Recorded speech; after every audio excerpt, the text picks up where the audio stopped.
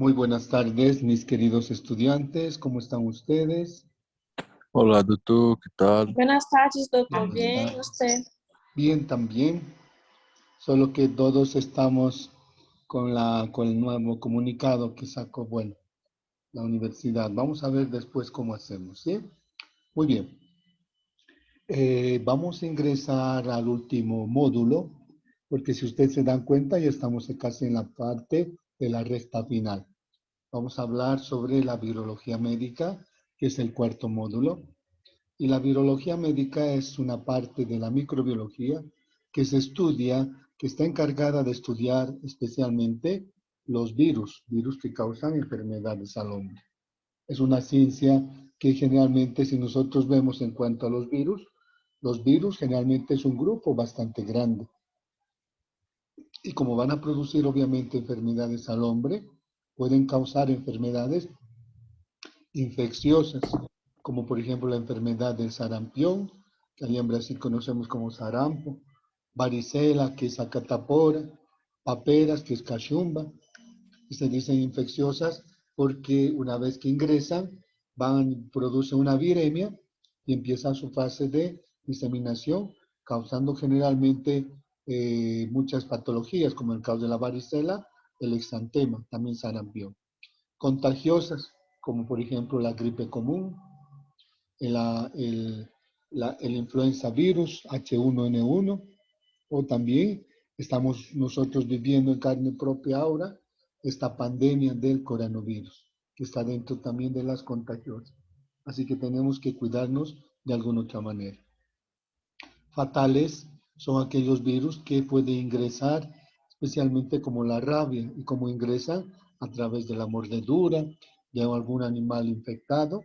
Y se dice fatales porque va hasta el sistema nervioso central y empieza a producir generalmente cuadros como por ejemplo, como produce destrucción de las placas de Negre, entonces en este caso que van a formar y entonces morir, ver a una persona con rabia es bien triste y lamentable, ¿sí?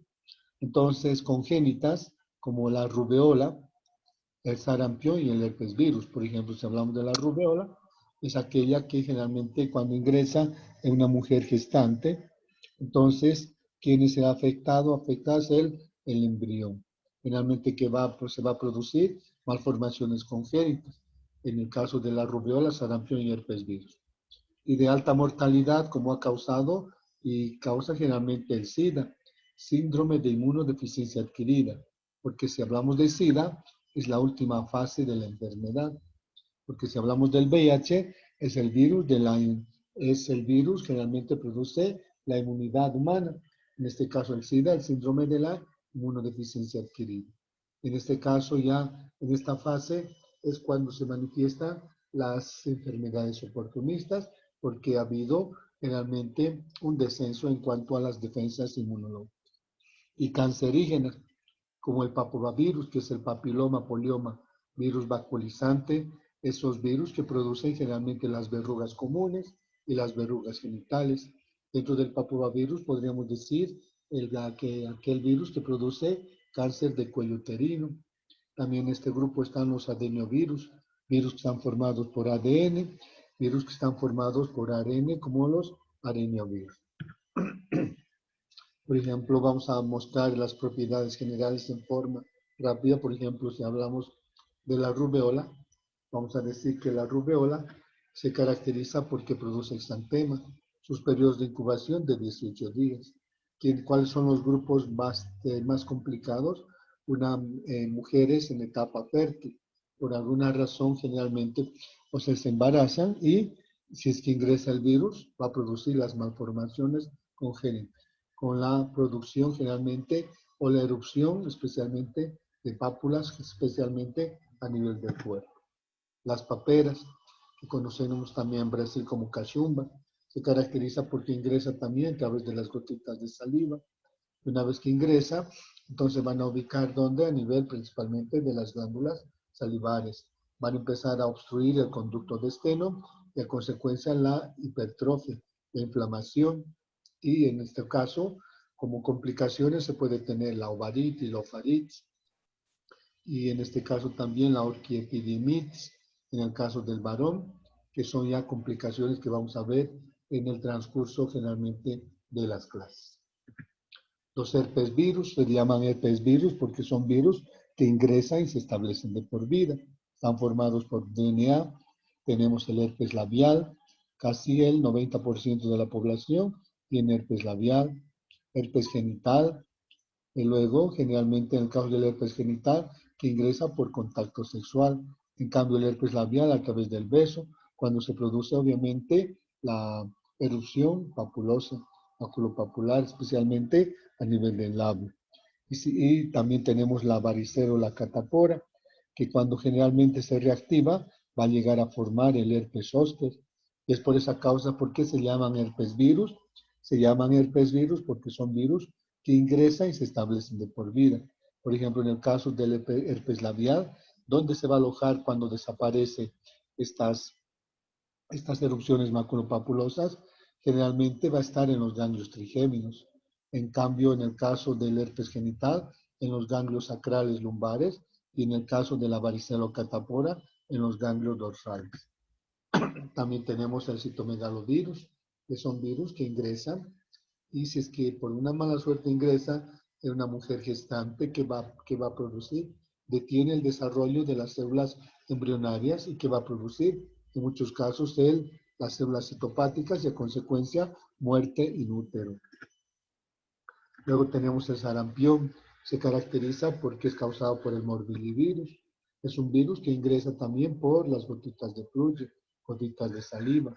Y se caracteriza, sus periodos de incubación son de 10 días. Y una característica importante, empiezan a producir el exantema en la parte facial, en el cuello, en el cuerpo, en el tronco y en los miembros superiores, miembros inferiores. La característica del sarampión, cuando viene un paciente, nosotros observamos las manchas de Koplik, que es un síntoma patognómico que vamos a aprender poco a poco. Y también fuera de ello puede producir eritema, conjuntivitis, hay generalmente salida de moco, que es una característica también dentro de lo que es obviamente el sarampión. La rubeola, que está generalmente es cuando se producen ya las malformaciones congénitas. Cuando ingresa una mujer gestante en el primer trimestre de embarazo, puede llegar en muchos casos a producir el aborto espontáneo. Pero si es que ingresa en el segundo trimestre o generalmente a últimas del primer trimestre, entonces, ¿qué va a producir? Malformaciones congénitas. Cuando nace el niño, puede nacer con microcefalia, empieza a producir las cardiopatías, las encefalopatías, las cataratas y también la sordera. Muchas veces el niño nace con las típicas manchas rubeólicas. Ya este síndrome se llama síndrome rubeólico o también llamado síndrome de Greg. Luego también tenemos la viruela. La viruela es una enfermedad viral que ha producido mucha mortalidad a nivel del mundo, en mucha cantidad de gente. Los últimos casos registrados fueron hasta 1976 en México. Obviamente que la hemos detenido esta enfermedad viral a través de la vacuna y empezaba a producir principalmente una pápula. Al día siguiente ya no era una, sino eran dos, tres, y en el lapso de 19 días empezaba directamente a producir el exantema. Ha producido, la formación de las pápulas. Ha producido mucha mortalidad. Obviamente que ya se ha erradicado a través de la vacuna. Y, por ejemplo, existen solo 2 laboratorios a nivel mundial que están conservando al virus. Por alguna razón se puede dar algún brote, en este caso por esta enfermedad que es la viruela, por este virus que causa la viruela. Luego tenemos las hepatitis virales. Dentro de las hepatitis virales tenemos varios tipos de hepatitis viral. Hepatitis A, B, C, D, E, no A, no B. Muchas ingresan por vía fecal oral, como la hepatitis A, o muchas ingresan generalmente por contacto sexual, por transfusión sanguínea, por vía parenteral, como la hepatitis B. Pero todas ellas generalmente empiezan a producir su efecto a nivel del hígado, causando generalmente las hepatopatías. Y debido a ello, entonces empieza a producir alteración de los hepatocitos. Y uno de los síntomas es la ictericia, porque de alguna otra manera generalmente está relacionada con la bilirrubina, que nosotros vamos a ver posteriormente cuando estemos llevando la parte de la hepatitis. También tenemos el ébola, una enfermedad viral que también que ha producido mortalidad en mayor cantidad, especialmente en el África. Gracias a Dios se detuvo solo en África, no se ha diseminado. Esta enfermedad del ébola se caracteriza porque empieza primero a producir trastornos a nivel de las vías respiratorias inferiores, con tos, con producción generalmente de sangre. En la piel empezaron a manifestarse sangrado hemorrágico. También afecta a nivel de la parte gastrointestinal con náuseas, vómitos, dolores, diarrea. Y es una característica que generalmente también dolor muscular. Entonces la sintomatología es muy diferente, porque generalmente se manifestaba de persona enferma a persona sana. También dentro de las enfermedades contagiosas tenemos a la influenza virus, al virus generalmente el H1N1. Ahora que generalmente estamos en fase de pandemia, en el caso del coronavirus, no tenemos que olvidarnos también, porque como están bajando las temperaturas, tenemos generalmente en el caso del H1N1, del influenza virus como mecanismos preventivos, las vacunas. Estas se caracterizan porque ingresan por inhalación. Muchas veces van a ir a nivel de la parte de los pulmones, vías respiratorias inferiores, y empiezan a producir a veces, no hay tos, puede ser una tos seca, hay fiebre, puede haber lagrimeo, puede haber secreción nasal o no puede haber. Entonces, ha producido también mortalidad en el caso del influenza virus. Sabemos muy bien que el coronavirus, que es un RNA, está produciendo bastante efectos y tenemos que tener obviamente cuidado. Luego tenemos otras enfermedades virales transmitidas por el agente vector. ¿Y cuál es el agente vector? El Aedes aegypti, que son los mosquitos, que generalmente solo las hembras son las que transmiten, porque las hembras son hematófagas, porque necesitan sangre para maduración de la puesta de los huevos o los ositos. Tenemos la fiebre amarilla, que nosotros ya la hemos erradicado como generalmente siempre lugares bastante tropicales, cálidos, debemos vacunarnos a través de la vacuna, la internacional. El dengue, que no hay vacuna, que se transmite también a través de la misma especie, que es el Aedes aegypti. Como generalmente, cómo se transmite cuando este mosquito se alimenta de sangre contaminada de una persona con dengue, y generalmente en el momento de introducir la boca o la proboscis, generalmente introduce y al estar succionando sangre, entonces por contracorriente va el virus. Entonces, en el caso del dengue tenemos el dengue clásico, el dengue hemorrágico, que obviamente también ha producido mortalidad, como en estos casos, como dengue hemorrágico. La rabia, que es una enfermedad fatal, su mecanismo generalmente de migración del virus es hasta llegar hasta el sistema nervioso central. Como generalmente ingresa al hombre a través de la mordedura de un animal infectado con rabia. Por ejemplo, hace poco tuvimos ahora acá en Cochabamba casos de rabia especialmente, y especialmente se dan en épocas de mayor calor. Se caracteriza porque cuando uno es mordido en el tobillo, el periodo de incubación es bastante largo, porque va por el músculo estriado hasta especialmente el sistema nervioso central. Pero si uno es mordido en el hombro, el periodo de incubación es más corto. ¿Y por qué generalmente decimos enfermedad fatal? Porque no hay cómo generalmente realizar un tratamiento. Obviamente ha habido dos casos, uno en Brasil y otro en Estados Unidos, que les ha dejado secuela, porque generalmente produce lesiones a nivel especialmente del sistema nervioso central. La poliomielitis, una enfermedad que ha sido ya obviamente erradicada y se caracteriza porque es causada por el poliovirus. Es un virus que ingresa por vía fecal oral, donde se establece a nivel generalmente del tracto gastrointestinal, principalmente a nivel de las placas de Peyer, que son las más afectadas. Después de un periodo de más de 28 días, generalmente puede migrar de alguna otra manera y va a nivel de las astas anteriores, astas posteriores de la columna dorsal y que va a producir destrucción. Y a producir destrucción que va a llegar a causar la flacidez generalmente de los miembros inferiores. No tenemos ya casos generalmente registrados en América, pero si nosotros vamos a Afganistán, vamos a la India, entonces hay bastante casos generalmente con poliomielitis. Luego tenemos así, entre otras enfermedades virales, el papovavirus, que es papiloma, polioma, virus baculizante, que es la conjunción de los tres virus que causan las verrugas comunes. Estas como se transmiten cuando hay heridas, abrasiones, por ejemplo, pueden estar en el suelo de alguna otra manera y empiezan a producir deformación a nivel de lo que es dermis epidermis. Es bastante duro codificar. También tenemos dentro de los papovavirus las verrugas genitales, que por ejemplo en el caso del varón se manifiestan de esta manera. Son pacientes que de alguna otra manera, por muchos factores, seguramente no recurrieron a hospital, pero llegan ya cuando el caso es bastante crónico. Y también no nos olvidemos que dentro del papovavirus es la que causa cáncer de cuello uterino. También tenemos el SIDA, que es el síndrome de inmunodeficiencia adquirida. Como las defensas bajan, en este caso se van a manifestar enfermedades oportunistas. Y dentro de ellas sería la Cándida albicans, que hemos estudiado en la parte de micología. El sarcoma de Kaposi, que son especialmente bastante características por las bajas defensas inmunológicas.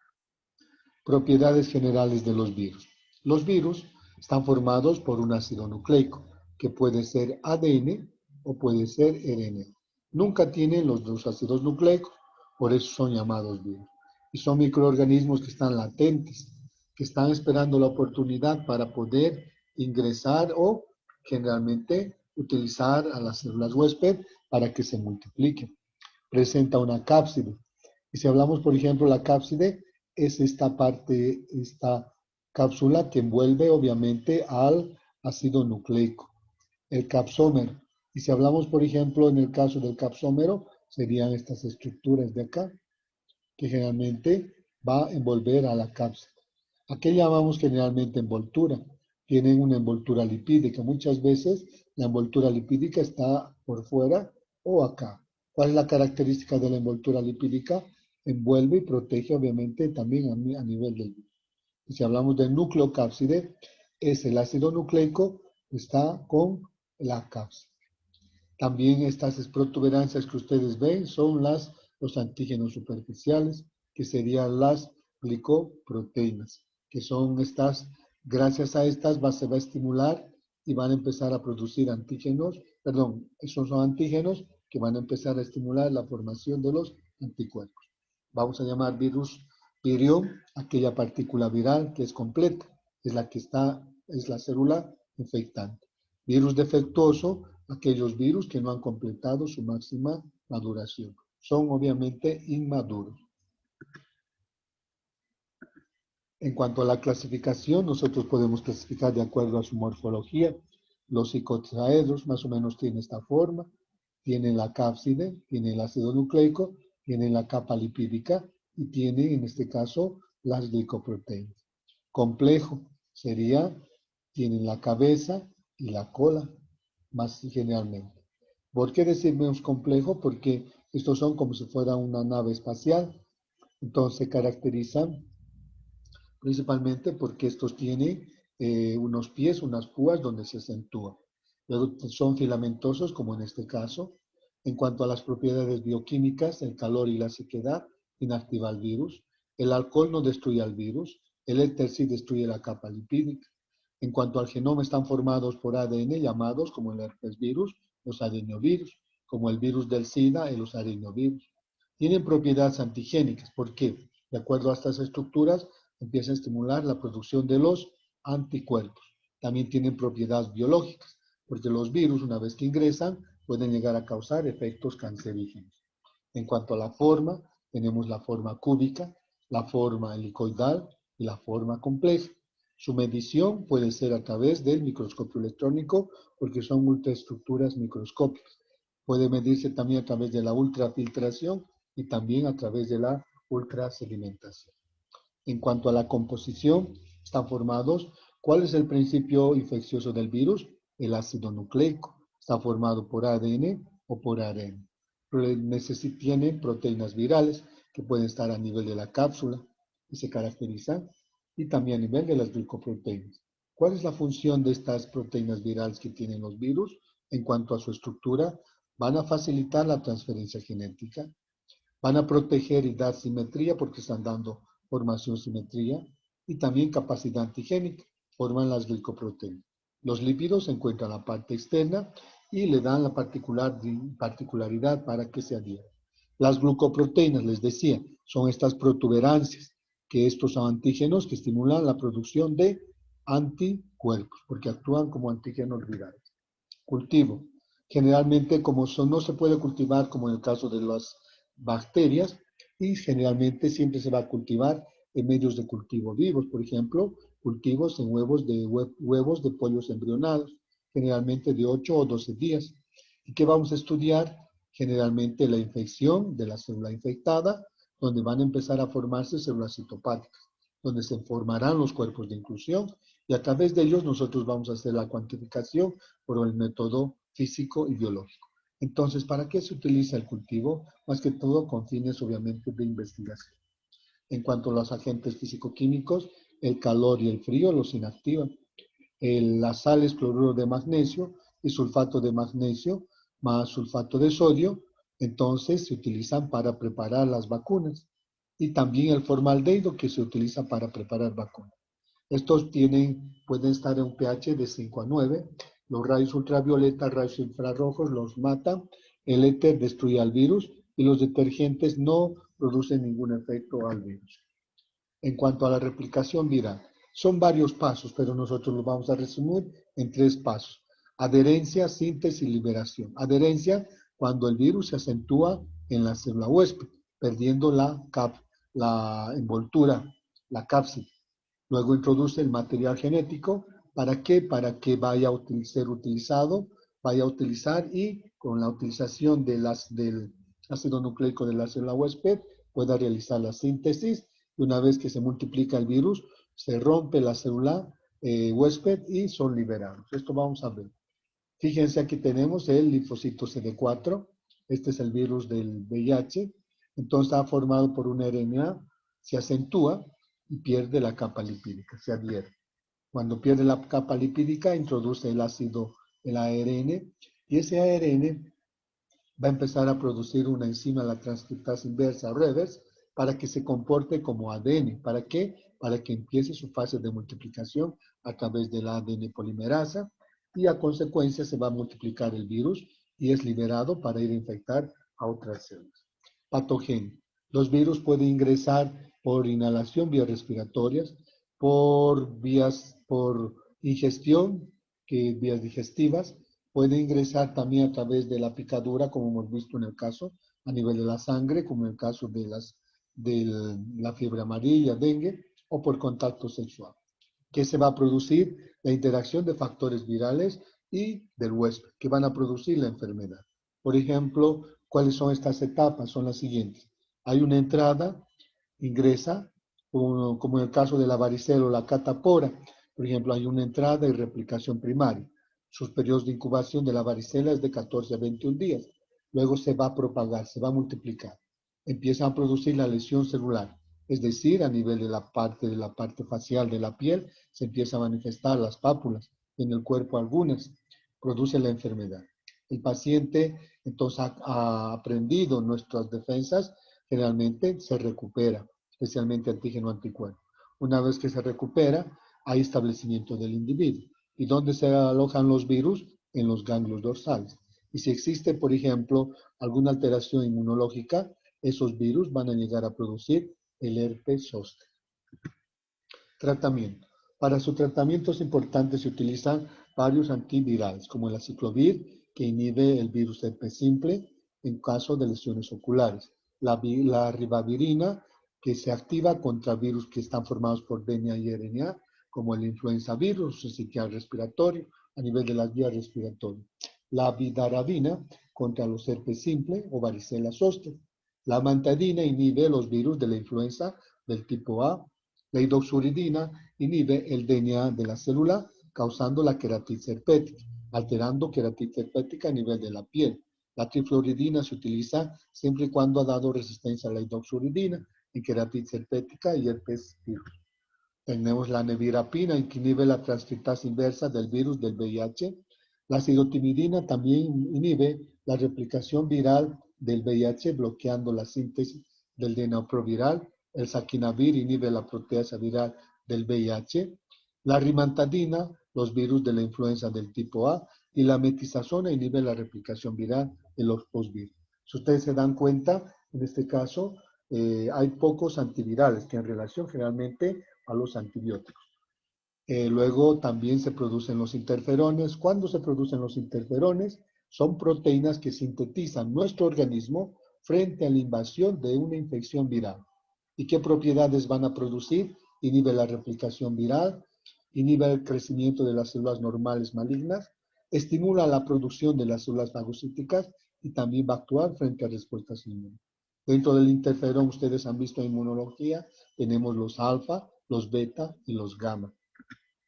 Las vacunas, ¿qué son las vacunas? Son generalmente mecanismos de prevención. Tenemos dos tipos de vacunas, vacunas de virus muerto y las vacunas de virus vivo atenuado. Si hablamos de las vacunas de virus muerto, son aquellas que se produce el inóculo, se utilizan viriones, que generalmente sean virus que no han completado su máximo desarrollo. Se produce, estos van a dar obviamente una inmunidad corta. Aquí va a haber producción del IgM, IgG, pero no a IgA, y en muchos casos pueden llegar a inducir a la alergia o a la hipersensibilidad. En cambio, las vacunas de virus vivo atenuado van a producir una infección natural, hay producción de IgA y la inmunidad generalmente es duradera. Es por esa causa que estos siempre se utilizan como vacunas, en este caso, vacunas como mecanismos obviamente de prevención. No se olviden que si hablamos de los antivirales se utilizan especialmente en qué casos, cuando hay infecciones causadas por virus. Los antibióticos son mucha cantidad de familias, como infecciones finalmente bacterianas. Los antimicóticos en infecciones causadas por principalmente los hongos. Nos vamos a desconectar un minuto y volvemos a ingresar en el mismo link. ¿Está bien? También, doctor. Está bien, doctor. Yes, sir. Sí, doctor.